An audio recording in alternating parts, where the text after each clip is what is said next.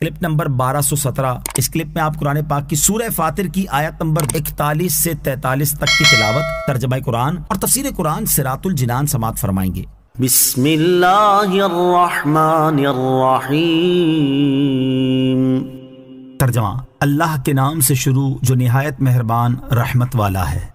ان اللہ یمسک السماوات والارض ان تزولا وَلَئِن زَالَتَا إِنْ أَمْسَكَهُمَا مِنْ أَحَدٍ مِّن بَعْدِهِ إِنَّهُ كَانَ حَلِيمًا غَفُورًا۔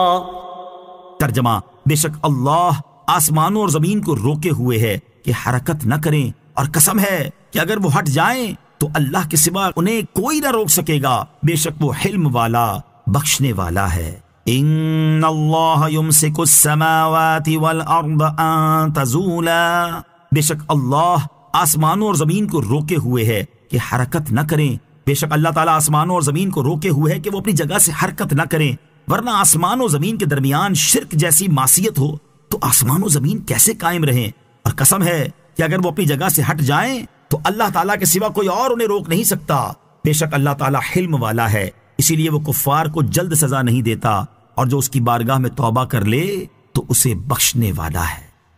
وَأَقْسَمُوا بِاللَّهِ جَهْدَ أَيْمَانِهِمْ لَئِن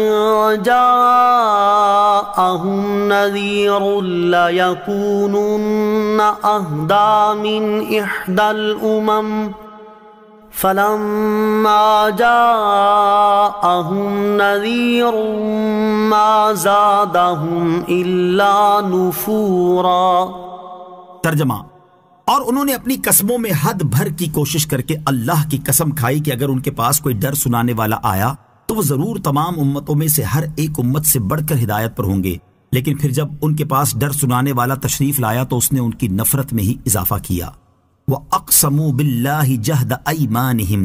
اور انہوں نے اپنی قسموں میں حد بھر کی کوشش کر کے اللہ کی قسم کھائی۔ نبی کریم علیہ السلام کی بعثت سے پہلے قریش نے یہودیوں اور عیسائیوں کے اپنے رسولوں کو نہ ماننے اور ان کے جھٹلانے کے بارے میں کہا تھا کہ اللہ تعالیٰ ان پر لعنت کرے کہ ان کے پاس اللہ تعالیٰ کی طرف سے رسول آئے اور انہوں نے انہیں جھٹلایا اور نہ مانا۔ خدا کی قسم، اگر ہمارے پاس کوئی رسول آئے تو ہم ان سے زیادہ راہ راست پر ہوں گے اور اس رسول کو ماننے میں ان کے بہتر گروہ پر سبقت لے جائیں گے، لیکن جب ان کے پاس حضور سید المرسلین علیہ السلام کی رونق افروزی اور جلوہ آرائی ہوئی تو حق و ہدایت سے ان کی نفرت اور دوری میں ہی اضافہ ہوا۔ استکبارا فی الارض ومکر السیئ ولا یحیق المکر السیئ الا بأہلہ فہل ینظرون الا سنت الاولین فلن تجد لسنت اللہ تبدیلا وَلَن تَجِدَ لِسُنَّتِ اللَّهِ تَحْوِيلًا۔ ترجمہ، زمین میں بڑائی چاہنے اور برا مکر و فریب کرنے کی وجہ سے وہ ایمان نہ لائے اور برا مکر و فریب اپنے چلنے والے ہی پر پڑتا ہے تو وہ پہلے لوگوں کے دستور ہی کا انتظار کر رہے ہیں، تو تم ہرگز اللہ کے دستور کے لیے تبدیلی نہیں پاؤ گے اور ہرگز اللہ کے قانون کے لیے ٹالنا نہ پاؤ گے۔ استکبارا فی الارض ومکر السیئ، زمین میں بڑائی چاہنے اور برا مکر و فریب کرنے کی وجہ سے وہ ایمان نہ لائے۔ اس آیت کا ایک معنی یہ ہے کہ زمین میں بڑائی چاہنے اور برا مکر و فریب کرنے کی وجہ سے حق و ہدایت سے کفار قریش کی نفرت میں ہی اضافہ ہوا۔ دوسرا معنی یہ ہے کہ جب کفار کے پاس تاجدار رسالت صلی اللہ تعالی علیہ وسلم تشریف لائے تو حق و ہدایت سے ان کی نفرت، ایمان لانے سے تکبر اور برا مکر و فریب کرنے میں ہی اضافہ ہوا۔ برے مکر و فریب کے بارے میں ایک قول یہ ہے کہ اس سے مراد شرک اور کفر ہے، دوسرا قول یہ ہے کہ اس سے مراد رسول کریم علیہ السلام کے ساتھ مکر و فریب کرنا ہے۔ تکبر کیسی بیماری ہے؟ اس آیت سے معلوم ہوا کہ تکبر و غرور ایسی بری بیماری ہے کہ اس کی وجہ سے انسان نبی کی پیروی سے محروم رہتا ہے،